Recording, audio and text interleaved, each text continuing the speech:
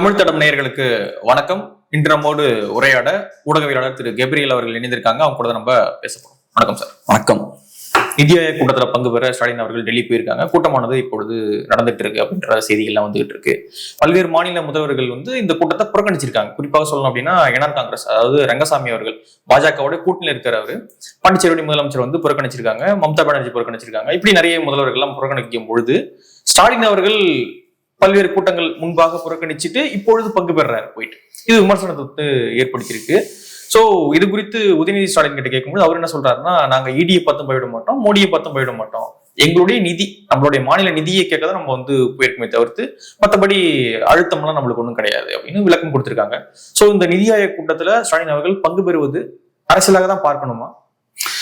அதான் இப்ப ஸ்டாலின் அவர்கள் நிதி ஆயோக் கூட்டத்துல கலந்து கொள்றதுக்காக அவரு டெல்லி போறாரு. டெல்லியில இப்ப மோடி அவர்களை சந்திக்கிறதுக்கான அப்பாயின்மெண்ட்டும் அவரு கேட்டதா சொல்லப்படுது. அது போக காங்கிரஸோட லீடர்ஸையும் மீட் பண்ணிருக்காரு. சோனியா காந்தி அவர்களையும் ராகுல் காந்தி அவர்களையும் சந்திச்சிருக்காரு. சோ இந்த விஷயங்கள்லாம் நடக்குது. ஒண்ணு, நிதி ஆயோக் கூட்டத்துக்கு அங்க போனாலும் முக்கியமான லீடர்ஸ் அவரு சந்திக்கிறாரு. பிரதமரையும் சந்திக்கக்கூடிய அந்த முயற்சிகளையும் அவரு எடுக்கிறாரு. சோ இது ஒண்ணு. ரெண்டாவது, நீங்க சொன்னது போல இதுக்கு முன்னாடி நடந்த கூட்டத்துல அவர் கலந்துக்கல, இப்ப அவரு கலந்துக்கிறாரு. அது போக கரெக்டா இந்த டைம்ல தமிழ்நாட்டிலும் முக்கியமான நிறைய டெவலப்மெண்ட்ஸ் எல்லாம் நடக்குது, இடி சோதனைகள்லாம் நடக்குது. சோ இந்த டைம்ல எல்லா விஷயமும் நடக்குது. முக்கியமான லீடர் சந்திக்கிறாரு, டெல்லிக்கு போயிருக்காரு கூட்டத்துல கலந்துக்கிறதுக்காக. சோ அப்படி இருக்கும்போது நேச்சுரலா எதிர்கட்சிகள் பார்வையில இருந்து பார்க்கும்போது மேபி இதுக்கு பின்னாடி சில அரசியல் கால்குலேஷன்ஸும் இருக்கும். ஏன்னா இப்ப இடியை பொறுத்தளவுல அவங்க டிஎம்கேவோட லீடர்ஷிப்பை நெருங்கி வராங்க. ஸோ மேபி அதை ஒட்டி சில காய் நகர்வுகளை கையில் எடுக்கிறாங்களோ அப்படின்ற பார்வையும் இருக்கு. ஸோ அந்த சுப்ரீம் கோர்ட் ஸ்டே போட்டாங்கல்ல, ஸோ கோர்ட்லேயே அவங்க தான் சட்டப்படியே அவங்க எதிர்கொள்வோம் அப்படின்னும் பொழுது அவங்க ஏன் பிரதமரையோ மற்றவர்களையே பார்க்கணும்? ஸோ சுப்ரீம் கோர்ட்டோட ஸ்டேன்றது டெம்பரரி தானே. ஸோ அது ஃபைனல் கிடையாது. சுப்ரீம் கோர்ட் எல்லாரும் திமுக சைட்ல எந்த பிரச்சனையுமே இல்லை, இடி தரப்புலதான் எல்லா பிரச்சனைகளும் தீர்ப்பெல்லாம் கொடுக்கல, எல்லாரும் ரொம்ப கிளீன் ஹேண்ட்ஸோட இருக்காங்கன்ற தீர்ப்பெல்லாம் எதுவும் கொடுக்கல. இது டெம்பரரியான ஒரு ஸ்டே தான். ஸோ நாளைக்கு சூழல் மாறுறதுக்கான வாய்ப்பு இருக்கு. டெஃபினட்டா பிஜேபியை பொறுத்தளவுல இதை சிம்பிளாலாம் அவங்க விட மாட்டாங்க. நெக்ஸ்ட் ஸ்டேஜுக்கு அவங்க போறதுக்கான வாய்ப்புகள் அதிகம். ரெண்டாவது, இன்னொரு முக்கியமான ஒரு விஷயம் என்னன்னா, இப்ப மார்ச்ல நடந்த அந்த சோதனைகளுக்கும் இப்ப ரீசெண்டா நடந்த இந்த சோதனைகள் இருக்கு இல்லையா, மேல நடந்த சோதனைகள் இருக்கு இல்லையா, ரெண்டுக்கும் நிறைய டிஃபரன்ஸ் இருக்கு. இப்ப மே மாதம் நடந்த சோதனைகள்ல பார்க்கும்போது இடி டிஎம்கேவோட டாப் லெவல் லீடர்ஷிப்பை நெருங்குற ஒரு விஷயத்த பார்க்க முடியுது. ஏதோ ஒரு வகையில அவங்களையும் உள்ள கொண்டு வராங்க, கனெக்ட் பண்றாங்க. ஆகாஷ் பாஸ்கரன் அப்புறம் ரித்தீஷ் அப்படின்ற ரெண்டு பேருக்கு சொந்தமான இடங்கள்லயும் சோதனைகள் நடக்குது. சோ இப்ப இவங்க ரெண்டு பேருமே டிஎம்கேவோட லீடர்ஷிப்போட க்ளோஸா இருக்கக்கூடிய நபர்கள். ஒருத்தர் க்ளோஸ் ரிலேட்டிவ், இன்னொருத்தர் க்ளோஸ் ஃப்ரெண்ட். ஸோ அந்த வகையில இப்ப இடி மட்டும் அவங்க கிட்ட இருந்து ஸ்டேட்மெண்ட்ஸ் எல்லாம் வாங்கிட்டாங்கன்னா அவங்க கொடுக்கக்கூடிய அந்த ஸ்டேட்மெண்ட்ஸ் திமுகவோட லீடர்ஸை பாதிக்கக்கூடிய வாய்ப்புகளும் உண்டு. ஸோ இப்ப அந்த ஸ்டேட்மெண்ட்ஸ் வாங்க முடியல, அவங்களை விசாரிக்க முடியல. அவங்க ரெண்டு பேரும் இப்ப தலைமறைவா இருக்காங்க. ஸோ அவங்க தலைமறைவாகிறாங்கனாலே இது ரொம்ப சீரியஸான இஷ்யூ அப்படின்றத நம்ம புரிஞ்சுக்கலாம். இப்ப அவங்க ரெண்டு பேரும் தலைமறைவா இருக்காங்கன்னா அதை எப்படி நம்ம ஒரு சாமானியனா அதை புரிஞ்சுக்கிறது? ஸோ சிம்பிளான ஒரு விஷயம் தான். அவங்க தலைமறைவாவே இருக்க முடியாது, கண்டிப்பா வெளியே வந்துதான் ஆகணும். ஏன்னா அவங்க ரெண்டு பேரும் ஹை ப்ரொஃபைல் பீப்புள். ஸோ அப்படின்னா தலைமறைவா இருக்காங்கன்னா பேக்ரவுண்ட்ல நெகோசியேஷன்ஸ் நடக்கிறதுக்கான வாய்ப்புகளும் இருக்கு அப்படின்றதான் நம்ம புரிஞ்சுக்கணும். ஸோ அந்த நெகோசியேஷன்ஸ் எல்லாம் முடிஞ்சு ஏதோ ஒரு அண்டர்ஸ்டாண்டிங் வந்தாச்சுன்னா திரும்ப அவங்க ரிட்டர்ன் ஆவாங்க அப்படின்றதுதான் பேசிக்கான ஒரு அண்டர்ஸ்டாண்டிங் இல்லையா. இப்போ நெகோசியேஷன் தான் போயிருக்காங்க அப்படின்னு நம்ம எடுத்துக்குமே, அங்க அப்படி போயிட்டு இருக்கும் பொழுது உதயநிதி என்ன சொல்றாருன்னா, இடிக்கும் பயப்பட மாட்டோம், மோடிக்கும் பயப்பட மாட்டோம்ன்றாரு. சோ இது எப்படி பாக்குறது? என்ன நெகோசியேஷன் நடக்கும் அப்படின்னு நினைக்கிறீங்க? இப்ப என்ன பொறுத்தளவுல நெகோசியேஷன்ஸ் எல்லாம் நடக்குதுன்னா நான் சொல்ல வரல, அதுக்கான ஸ்பேஸ் மேபி இருக்கலாம் அப்படின்ற ஒரு விஷயத்த நான் சொல்றேன். அதை எதை பேஸ் பண்ணி சொல்றேன்? இருக்கக்கூடிய அந்த சூழலை வச்சு நான் சொல்றேன். ரெண்டாவது, திமுகவை பொறுத்தளவுல பாஜகவை எதிர்க்கிற மாதிரி அவங்க எதிர்க்கிறாங்க இல்லையா, அதனால பாஜகவுக்கு எந்த பாதிப்பும் கிடையாது. சோ இன்னைக்கு இவ்வளவு நாளா பாத்தீங்கன்னா பாஜக எதிர்த்து தான் திமுக அரசியல் பண்ணிருக்காங்க. அத பாஜக பெருசா கண்டுக்க மாட்டாங்க. ஏன்னா பாஜகவுக்கு ஒரு டேமேஜும் கிடையாது. தமிழ்நாட்டுல உட்கார்ந்துக்கிட்டு நீங்க பாஜக எதிர்க்கிறதால பாஜகவுக்கு ஒரு பிரச்சனையும் கிடையாது. சோ அதை அலோவ் பண்ணுவாங்க. இன்ஃபேக்ட் பாஜகவுக்கு அது நிறைய நேரங்கள நல்லதாகவும் அமையும். இப்ப தமிழ்நாட்டுல இருந்துட்டு திமுக ஹிந்தி எதிர்ப்பை கையில எடுத்தாலோ, டீலிமிட்டேஷனை கையில எடுத்தாலோ, மும்மொழி கொள்கை அப்புறம் நீட் இந்த மாதிரி விஷயங்கள்லாம் கையில் எடுக்கும்போது அது நார்த்ல பாஜகவுக்கு ஃபேவரபிளா இருக்கும். சோ பாஜகவை காட்டி தமிழ்நாட்டுல திமுக ஓட்ஸ் வாங்கும், திமுகவை காட்டி நார்த்ல பாஜக அவங்களோட கோர் ஓட்டர்ஸை மொபிலைஸ் பண்ணுவாங்க. திமுக மாதிரி நிறைய கட்சிகள் அங்கங்க ஒவ்வொரு ஸ்டேட்லயும் வச்சிருப்பாங்க, அவங்கள காட்டி அவங்க ஓட்ஸ் வாங்குவாங்க. சோ இது ஒன்றும் பெரிய பிரச்சனை கிடையாது. சோ இப்ப உதயநிதி ஸ்டாலின் அவர்கள் பாஜக இருக்கிற மாதிரி ஸ்ட்ராங்கா பேசுறது ஒன்றும் பாஜக பெரிய டேமேஜும் ஏற்படுத்தாது, பாஜக பெரிய சீரியஸாவும் அதை எடுத்துக்க மாட்டாங்க. பட் பாஜகவை பொறுத்தளவுல ஸ்டாலின் செய்யக்கூடிய சில விஷயங்கள் இருக்கு இல்லையா, மற்ற மாநில முதல்வர்கள் எல்லாம் ஒண்ணு சேர்க்கிறாரு இல்லையா, குறிப்பா டீலிமிட்டேஷன் வரும்போது மற்ற மாநிலங்களையும் உள்ள கொண்டு வந்து அவங்கள மொபிலைஸ் பண்றாரு இல்லையா, அது பாஜகவுக்கு டேஞ்சரை ஏற்படுத்தும். ஏன்னா கோர்ட்டு கொடுத்த உத்தரவு இருக்குல்ல, கவர்னருக்கு எதிராக கோர்ட் ஒரு ஆர்டர் கொடுத்தாங்கல்ல, சோ அதையும் திமுக தான் போட்டிருந்தாங்க. சோ இதெல்லாம் வந்து நோட் பண்ணுவாங்க. இந்த மாதிரி விஷயங்கள் வந்து பாஜகவுக்கு ஓவராலா சில சிக்கல்களை ஏற்படுத்தும். ஏன்னா பாஜக சில ஸ்டேட்ஸ்ல அவங்க உள்ள கால் தடத்தை பதிக்கணும்னு நினைக்கும் போது ஸ்டாலின் அவர்கள் ஒரு மற்ற ஸ்டேட்ஸோடையும் ஒரு கோஆபரேஷனை ஏற்படுத்துறாரு இல்லையா, தமிழ்நாடை தாண்டி வெளியே போறாரு இல்லையா, அது கண்டிப்பா பாஜகவுக்கு உறுத்தல் ஏற்படுத்தும். ஆனா இந்த விஷயத்த திமுக இப்ப பண்றாங்க, ஆஃப் லேட் ரீசெண்டா தான் இந்த விஷயத்த அக்ரெசிவா பண்றாங்க. சோ நான் எப்படி பாக்குறேன்னா, ஏதோ ஒரு வகையில திமுக சென்ஸ் பண்ணிட்டாங்க இந்த விஷயத்த, நம்மள நெருங்க போறாங்க இடி, நம்மள ப்ரெஷர் பண்றதுக்கு அவங்க ரெடி ஆகுறாங்க அப்படின்ற விஷயத்த அவங்க சென்ஸ் பண்ணிட்டாங்க. சோ சென்ஸ் பண்ணனால திமுக அவங்க சைட்ல இருந்து ஒரு லெவரேஜை கிரியேட் பண்றாங்க. ஓகே, நீங்க நெருங்கி வந்தீங்கன்னா நாங்க அக்ரெசிவா உங்களுக்கு எதிராக நேஷனல் லெவல்ல காரியங்களை நாங்க கையில் எடுப்போம். ஏன்னா இந்த விஷயங்கள்லாம் பார்த்தோம்னா டீலிமிட்டேஷன் இஷ்யூ எல்லாம் காங்கிரஸ் பார்ட்டி இந்த அளவுக்கு ஸ்ட்ராங்கா கையில் எடுக்கல. சோ காங்கிரஸ் பார்ட்டி ஒரு நேஷனல் பார்ட்டியா பாஜக எதிர்க்கக்கூடிய பிரைமரி போர்ஸா இருந்தும் அவங்க பெருசா கையில எடுக்காத இஷ்யூஸ ஸ்டாலின் அவர்கள் அக்ரெசிவா கையில் எடுக்கிறார். சோ அதே நம்ம புரிஞ்சுக்கலாம், ஏதோ ஒரு பிரஷர் வந்து இருக்கு, சீரியஸான ஒரு த்ரெட் வந்து திமுகவுக்கு இருக்கு. சோ அதை கவுண்டர் பண்றதுக்கு அதுக்கு எதிரான ஒரு லெவரேஜா அவங்க இந்த விஷயங்கள்லாம் கையில் எடுக்கிறாங்க. சோ நீங்க எங்களை நெருங்கி வந்தீங்கன்னா நாங்களும் உங்களுக்கு நேஷனல் லெவல் அழுத்தங்கள் போடுவோம் அப்படின்ற ஒரு இடத்துக்கு அவங்க வராங்க. அது போக இப்ப இன்னொரு விமர்சனம் என்னன்னா, சும்மா நீங்க பாட்டுக்கு அடிச்சு விடாதீங்க, எதையாவது இவங்க அரெஸ்ட் பண்ண வாய்ப்பு இருக்கு, அவங்க அரெஸ்ட் பண்ணப்பட வாய்ப்பு இருக்குன்னா சும்மா அடிச்சு விடாதீங்க, ப்ரூஃப் எல்லாம் எதுவும் பேசாதீங்க அப்படின்ற மாதிரிலாம் சொல்றாங்க. அதுவும் இப்ப என்னன்னா, இப்ப பிஜேபியை பொறுத்தளவுல அவங்க இடியை மிஸ்யூஸ் பண்ணுவாங்க அப்படின்றதுல ஒன்றும் பெரிய ஆச்சரியம்லாம் கிடையாது. அவங்க ரெகுலரா இடி அவங்க மிஸ்யூஸ் பண்ணிட்டு தான் இருக்காங்க, இதுக்கு முன்னாடியும் மிஸ்யூஸ் பண்ணிருக்காங்க, இனி ஃபியூச்சர்லயும் அவங்க டெஃபினட்டா மிஸ்யூஸ் பண்ணுவாங்க. ஸோ அதுல ஒன்றும் பெரிய ஆச்சரியம் கிடையாது. மற்ற கட்சிகளும் அதை பண்ணியிருக்காங்க. இதுக்கு முன்னாடி காங்கிரஸ் பார்ட்டி பவர்ல இருக்கும்போது அவங்க சிபிஐ எல்லாம் அவங்க மிஸ்யூஸ் பண்ணிருக்காங்க. சிபிஐ அப்ப கேஜ் பேரட்டுமாங்க, குண்டுக்கிளி அப்படிம்பாங்க. அது போக காங்கிரஸ் பியூரோ ஆஃப் இன்வெஸ்டிகேஷன் அப்படின்ற மாதிரிலாம் கேலி பண்ணுவாங்க. அதே போல இங்க இருக்கக்கூடிய ஸ்டேட் கவர்மெண்ட்ஸும் பார்த்தோம்னா அவங்க கையில் இருக்கக்கூடிய ஏஜென்சிஸ் அவங்களும் மிஸ்யூஸ் பண்றாங்க. ஸோ இது அதிகாரம் யார் கையில இருக்கோ அவங்க கண்ட்ரோல் இருக்கக்கூடிய சில ஏஜென்சிஸை மிஸ்யூஸ் பண்றது நடக்கக்கூடிய ஒரு விஷயம் தான். இது நம்ம ரெகுலரா பார்த்துட்டு இருக்கோம். பட் இதுல முக்கியமான ஒரு விஷயம் என்னன்னா, பாஜக எல்லா எதிரிகளையுமே ஒரே மாதிரி கையாண்டது கிடையாது. இப்ப ஃபார் எக்ஸாம்பிள் பாஜக ஆம் ஆத்மியை டீல் பண்ண விதம் வேற, காங்கிரஸை டீல் பண்ண விதம் வேற. பாஜகவை பொறுத்தளவுல ஆம் ஆத்மியை இல்லாம பண்ணிடணும் அப்படின்ற ஒரு இடத்துல இருந்து அவங்க எக்ஸ்ட்ரீமா புஷ் பண்ணாங்க. எஸ்பெஷலி 24 எலெக்ஷன்ஸ்க்கு முன்னாடி பெரிய அழுத்தங்களை போட்டாங்க. இந்த மாதிரியான அழுத்தம் அவங்க காங்கிரஸ் பார்ட்டி மேல கூட போடல. காங்கிரஸ் முக் பாரத் அப்படின்னாங்களே, காங்கிரஸ் முக் பாரத்னு சொன்னாங்க. நேஷனல் ஹெரால்ட் கேஸ்ல இடி வந்து காங்கிரஸோட லீடர்ஷிப்பை ட்ரில் பண்றாங்க. இதெல்லாம் நடக்குது. பட் நான் சொல்றது என்னன்னா, ஏஏபி மேல போட்டு அழுத்தம் நீங்க போடலையே. ஏஏபியோட லீடர்ஷிப்ஸ் எப்படி டார்கெட் பண்ணீங்க? டாப் லெவல் லீடர்ஷிப் எல்லாருமே ஜெயிலுக்கு போயிட்டு வந்திருக்காங்க. அது மட்டும் இல்லாம இப்ப எலெக்ஷன் முடிஞ்சதுக்கு அப்புறம் அந்த கேஸ் என்ன ஆச்சுன்னே தெரியல, அதை பத்தி யாருமே பேசல, எல்லாம் அமைதியா விட்டாங்க. சோ கரெக்டா எலெக்ஷனுக்கு முன்னாடி ஆம் ஆத்மி பெரிய அளவுல குறி வைக்கப்படுறாங்க. சோ அதை எப்படி நம்ம புரிஞ்சுக்கலாம்னா, பாஜகவுக்கு ஆம் ஆத்மியை குறி வைக்க வேண்டிய அவசியம் இருக்கு. ஆம் ஆத்மி ஃபர்ஸ்ட் அவங்க டெல்லியில அவங்களோட இன்ஃப்ளூயன்ஸை இன்க்ரீஸ் பண்றாங்க, பவரை கேப்சர் பண்றாங்க, அதுக்கப்புறம் பஞ்சாப்ல அதே விஷயத்த பண்றாங்க. இதெல்லாம் பண்ணும்போது பிஜேபி ரசிக்கிறாங்க அதை. ஏன்னா இது எல்லாமே காங்கிரஸோட கோட்டைகள், அதை ஃபுல்லா ஆம் ஆத்மி கட்சி தகர்க்கிறாங்க.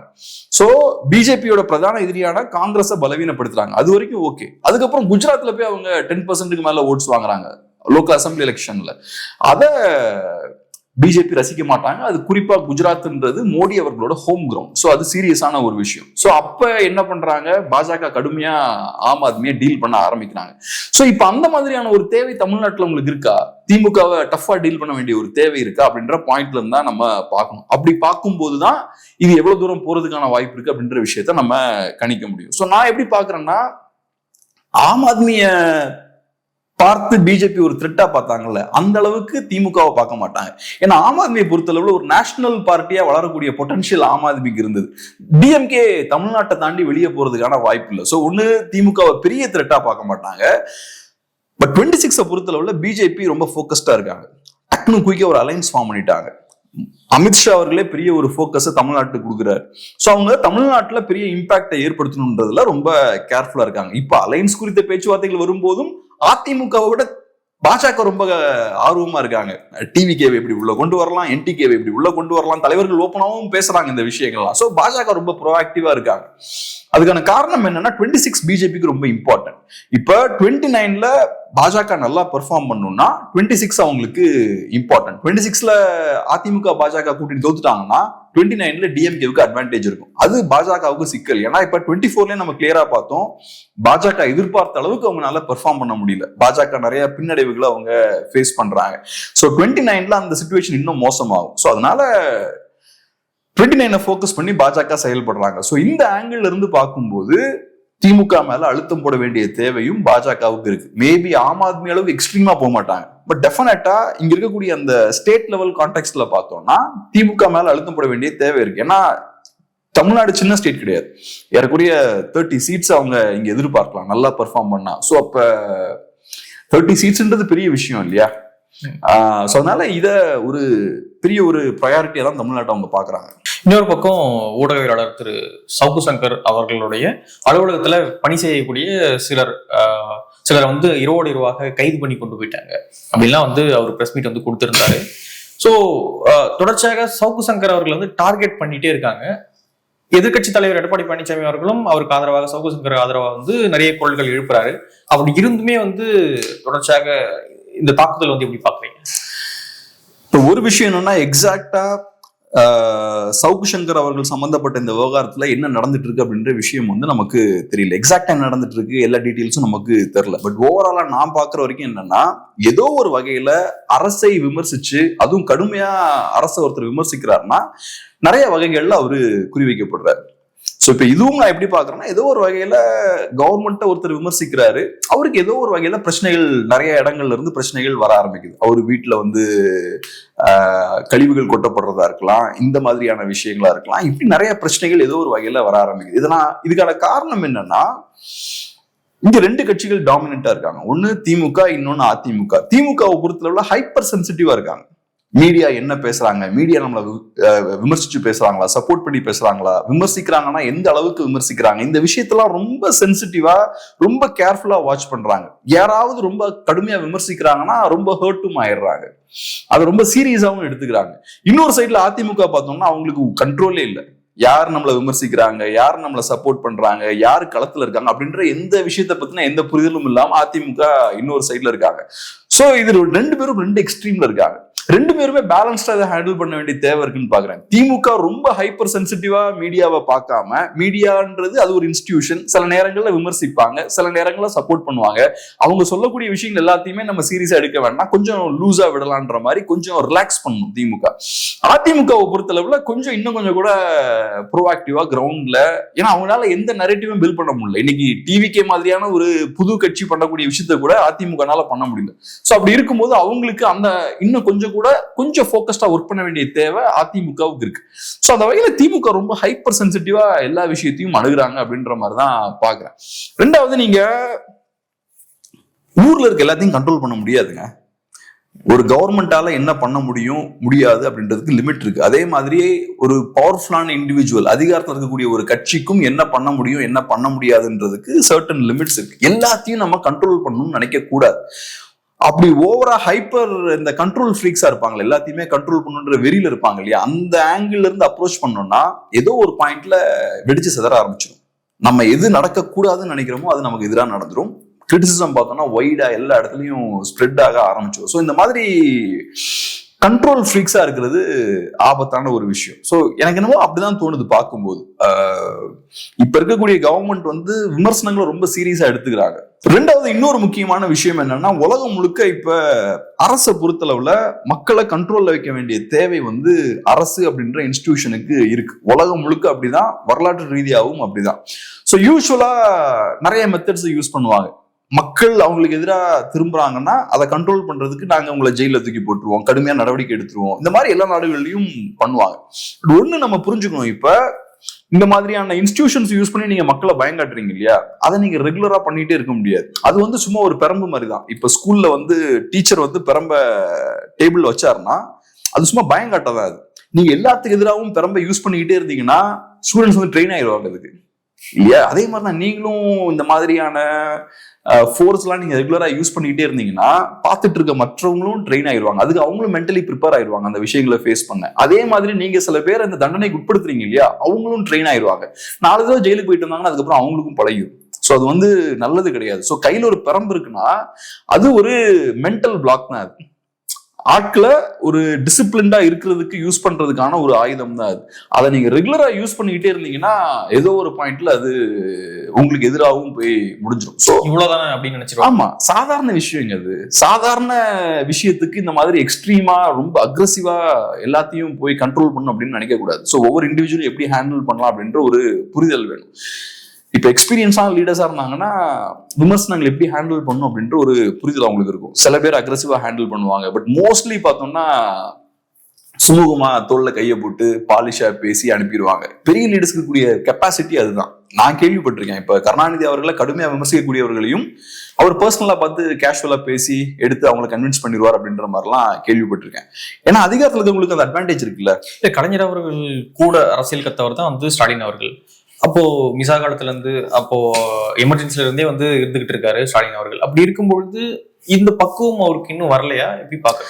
இது பக்குவம், எக்ஸ்பீரியன்ஸ் அதுல இருந்து வராது. இது எதுல இருந்து வரும்னா, நிஜமாவே நான் ஒரு ஸ்ட்ராங்கான லீடரா, ஒரு ஸ்ட்ராங்கான ஒரு இண்டிவிஜுவலா இருந்தேன்னா நான் விமர்சனங்களை ஈஸியா நான் உள்வாங்கிப்பேன். விமர்சனங்களை என்னால உள்வாங்க முடியல ஈஸியா, என்னால ஏத்துக்க முடியலன்னா நான் கொஞ்சம் வீக்கா இருக்குன்னு அர்த்தம். ஸோ அதனால இது ஒரு லீடர்ஷிப் குவாலிட்டில இருந்து வர விஷயம். ஒரு இண்டிவிஜுவல் ஸ்ட்ராங்கான இண்டிவிஜுவலா இருந்தான்னா அவன் விமர்சனங்களை பார்த்து அவன் பயப்பட மாட்டான், அவன் அதை டீல் பண்ணுவான். ஒரு விமர்சனங்களோட தாக்கம் என்னவா இருக்கும் அப்படின்றது அவனுக்கு தெரியும். எவ்வளவு தூரம் போகும் மக்களுக்கு தெரியும். இது என்ன எவ்வளவு டேமேஜ் எனக்கு ஏற்படுத்தும் அப்படின்ற விஷயம் அவனுக்கு தெரியும். ஸோ அதனால நான் பாக்குறது என்னன்னா, அக்ரெசிவா விமர்சனங்களை பார்த்து ஒருத்தவங்க கோவப்படுறாங்கனாலே அது ஒரு பலவீனத்தை காட்டக்கூடிய ஒரு விஷயம் தான். சாதாரணமா இது நம்ம ஆபீஸ்ல பார்க்கலாம், பெரிய பெரிய இன்ஸ்டிடியூஷன்ஸ்ல பார்க்கலாம். ரொம்ப ஹைப்பர் சென்சிட்டிவா குயிக்கா டக்கு டக்குன்னு ரியாக்ட் பண்றாங்கன்னா ஸ்ட்ராங்கான லீடர் இல்லை அப்படின்னு அர்த்தம். நல்லா ஸ்ட்ராங்கான லீடர்ஸ்னா ரியாக்டே பண்ண மாட்டாங்க. ஒரு விஷயம் நடக்குதுனாலும் குயிக்கா உடனே இமீடியட்டான ரியாக்ஷன் இருக்காது. ஸ்லோவா அப்படியே உட்காந்து அப்சர்வ் பண்ணுவாங்க, எல்லாம் பார்ப்பாங்க. உங்க மேல எனக்கு கோவம் இருந்தாலும் அந்த கோவத்தை அவங்க வெளிப்படுத்திக்க மாட்டாங்க. ஓகே, குயிக்கா உட்காந்து அப்படி பார்த்துட்டு சரி கொஞ்சம் ஸ்லோவா விடுவோம், என்ன கொஞ்சம் தூரம் போட்டு என்ன நடக்குதுன்னு பார்ப்போம். அப்புறம் எக்ஸ்ட்ரீமா போகும்போது வேற வழியே இல்லைன்னா கொஞ்சம் கடுமையான விஷயங்கள் பண்ணுவாங்க. பட் மோஸ்ட்லி அவங்க என்ன பண்ணுவாங்கன்னா எல்லாரையும் ஸ்மூத்தாவே அவங்க டீல் பண்ணிடுவாங்க. நீங்க பெரிய இடத்துல இருக்கும்போது அது ரொம்ப ஈஸி உங்களுக்கு. சில நேரங்களில் ஜஸ்ட் ஒரு ஃபோன் கால், இல்லைன்னா ஜஸ்ட் ஒரு கேஷுவலான டாக், இந்த விஷயங்கள்லாம் பண்ணாலே மேல இருக்கக்கூடிய ஒருத்தர் கீழே இருக்கக்கூடிய ஒரு சாதாரண மனுஷன் அந்த மாதிரி ரீச் பண்ணும்போது அவங்க அப்படியே நெஞ்செல்லாம் உருகிரும். யூஸ்வலா பெரிய லீடர்ஸ் அதை யூஸ் பண்ணுவாங்க ரெகுலரா. ஏதோ ஒரு வகையில பேசி எடுத்து அவங்க கன்வின்ஸ் பண்ணிடுவாங்க. இந்த எக்ஸ்ட்ரீம் பெரம்புகள் எல்லாம் எடுக்க மாட்டாங்க, எக்ஸ்ட்ரீம் ஆயுதங்கள் எல்லாம் கையில் எடுக்க மாட்டாங்க. ஸோ அதனால ஒண்ணு நல்ல லீடரா இருக்கும்போது மக்கள் பத்தின புரிதல் இருக்கும். ஸோ ஒவ்வொருத்தரும் எப்படிப்பட்டவன், எவனை எப்படி டீல் பண்ணும், இந்த விஷயங்கள்லாம் அவங்க புரிஞ்சுப்பாங்க. ஏன்னா அவங்களும் கீழே இருந்தா மேலே ஏறி வந்திருப்பாங்க, பலதரப்பட்ட மக்களை அவங்க பார்த்திருப்பாங்க, அந்த ஒரு பக்குவமும் இருக்கும். ஸோ அந்த விஷயம்லாம் இருந்தாதான் நமக்கு டேமேஜ் ஏற்படுத்திக்காம நம்மளை விமர்சிக்கக்கூடியவங்களை நம்ம ப்ராப்பரா டீல் பண்ண முடியும். சோ இது நான் எப்படி பாக்குறேன்னா, தேவையில்லாம புது புது பிரச்சனைகளை அவங்க கிரியேட் பண்ணிட்டே இருக்கிற மாதிரி இருக்கு. டிஎம்கே கிரியேட் பண்ணுது, அவங்களே அவங்களுக்கு பிரச்சனைகளை கிரியேட் பண்ணிக்கிற மாதிரி இருக்கு. இப்ப சவுக்கு சங்கர் அவர்கள் கேஸே எடுத்துப்போம். என்னோட பர்சனல் ஒப்பீனியன் என்னன்னா, அவரை சும்மா விட்டுருந்தா ஒன்னும் இவ்வளவு பெரிய பிரச்சனையா வந்திருக்காது. நீங்க அவரை டஃபா டீல் பண்ணதான் அவர் க்ரோ ஆயிட்டே இருக்காரு அப்படின்ற மாதிரி தான் நான் பாக்குறேன். இது தொடர்ந்து பாக்குறீங்களா இல்ல இது தெரியல, நமக்கு தெரியல, அது தெரியல, நமக்கு என்னன்னு தெரியல. இல்ல அவருமே ஏதோ ஒண்ணு பேசிக்கிட்டு இருக்காரு, அப்புறம் வந்து புகார் கொடுக்குறாரு, இது ஏதோ பண்ணிக்கிட்டே இருக்காரு. ஆனாலுமே அவருக்கு எதிரான நடவடிக்கைகள் வந்து எடுத்துக்கிட்டே இருக்காங்க, காவல்துறையும் சரி திமுகவும் சரி. சோ இது ஒரு கட்டத்தை நோக்கி எப்போ நகரும் நிற்கும் அப்படின்னு. சொசைட்டியை பொறுத்தளவுல இப்போ வந்து ஒரு 10 பேர் இருக்காங்கன்னா ஒவ்வொருத்தனும் ஒவ்வொரு மாதிரி இருப்பான். மகாபிரபு ஒரு ஸ்டைல்ல விமர்சிப்பாரு, கேப்ரியல் ஒரு ஸ்டைல்ல விமர்சிப்பாரு, சவுக்கு சங்கர் ஒரு ஸ்டைல்ல விமர்சிப்பாரு. நமக்கு மேபி வேற கன்சர்ன்ஸ் இருக்கலாம், ரொம்ப எக்ஸ்ட்ரீமா போனா பிரச்சனை வருமோ, கொஞ்சம் சேஃபா போலாமேன்னு கூட நம்ம யோசிக்கலாம். இந்த மாதிரி கண்டிப்பா எல்லா சொசைட்டிலும் நிறைய பேர் இருப்பாங்க. ஆனா கவர்மெண்ட்ன்றது ஒரு இன்ஸ்டிடியூஷன்ங்க. கவர்மெண்ட்ன்றது ஒரு இன்ஸ்டிடியூஷன், மிகப்பெரிய ஒரு இன்ஸ்டிடியூஷன். கன்னியாகுமரியில இருந்து நீங்க சென்னை வரைக்கும் காரியங்களை செய்யக்கூடிய ஸ்ட்ரென்த் உங்களுக்கு இருக்கு. நீங்க நினைச்சீங்கன்னா பெரிய மாற்றங்கள் கொண்டு வரலாம், பெரிய பாலிசிஸ் இம்ப்ளிமெண்ட் பண்ணலாம். அவ்வளவு பெரிய பவர் உள்ள ஒரு இன்ஸ்டிடியூஷனை கையில வச்சிருக்கீங்க. இவ்வளவு பெரிய இன்ஸ்டிடியூஷனை கையில வச்சுட்டு ஒரு இண்டிவிஜுவல் பின்னாடி ஓடிட்டு இருந்தா அது நீங்க பெரிய தப்பு பண்றீங்க. மனிதர்கள் சாதாரண எறும்பு மாதிரி, நம்ம அவங்களுக்கு இவ்வளவு ஃபோக்கஸ் எல்லாம் கொடுக்க கூடாது. ஸோ அது எனக்கு என்னமோ அதுக்கு அவ்வளவு கரெக்டான ஒரு விஷயமா தெரியல. ஸோ இந்த இன்ஸ்டிடியூஷனை பத்தின புரிதல், நம்ம கையில இருக்கக்கூடிய அதிகாரத்தை பத்தின புரிதல் இருந்ததுன்னா இந்த மாதிரியான சின்ன சின்ன மனிதர்களுக்கு முன்னாடி நம்ம ஓடிட்டு இருக்க மாட்டோம். பெரிய பெரிய இஷ்யூஸ் தான் நம்ம பார்ப்போம். ஓவராலா மேக்ரோ லெவல்ல பார்க்க ஆரம்பிப்போம்.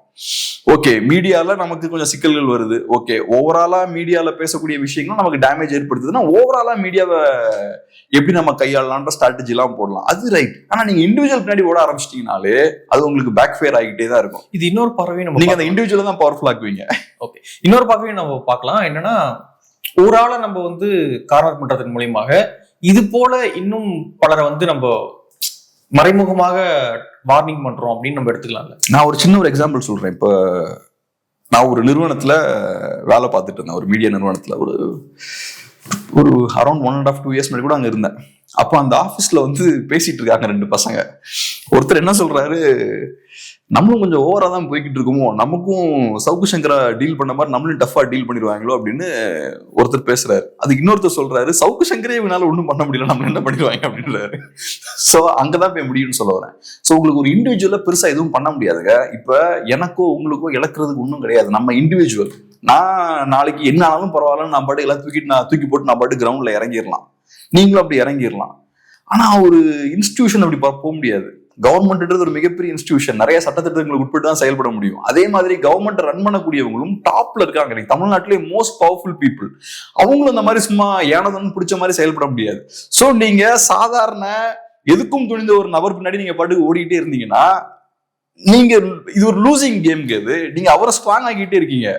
இப்ப நான் ஒரு பெரிய கோடீஸ்வரன் வச்சுக்கலாம், இன்னொருத்தர் வந்து ரொம்ப சாதாரண ஆளுன்னு வச்சுப்போம். நான் அவர்கிட்ட போய் சண்டை போட்டேன்னா அது அவருக்கு தான் பெரிய வேல்யூ ஆட் பண்ணும். ஒரு பெரிய ஆளே இறங்கி போய் ஒரு சாதாரண கூட சண்டை போட்டா அது என்னோட ஸ்டேச்சரை கம்மி பண்ணும், அவரோட ஸ்டேச்சரை அது இன்க்ரீஸ் பண்ணும். மக்கள் பார்வையில சரி இவன் ரொம்ப முக்கியமான ஆள் போல, அதனாலதான் இவன் பின்னாடி இவன் வந்துகிட்டே இருக்கான் போலன்னு பார்க்க ஆரம்பிச்சிருவாங்க. சோ அதனால இந்த ஸ்ட்ராட்டஜியே தப்பு.